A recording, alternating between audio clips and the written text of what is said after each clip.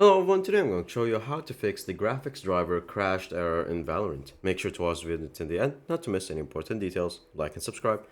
Now you're going to close this launcher, and if you have an NVIDIA GeForce card, then you're going to just simply write GeForce Experience, open it and load it up.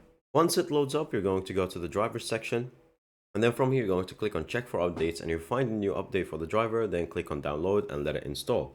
Now if you don't have it or you can't find this feature, then you're going to simply close it, go to the device manager, and then from here you're going to go to the display adapters, right click, and then right click to your graphics card that you're using, go to properties, drivers, update driver, browse my drivers, and then let me pick from a list of available drivers on my computer. And you're going to click on this one and then click on next and let it install, and then it will restart quickly.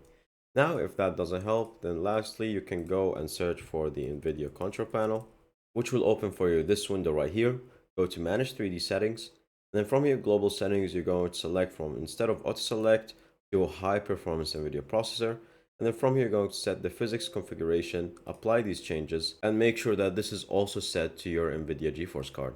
And that's pretty much it. Thank you guys for watching. See you next time. Bye bye.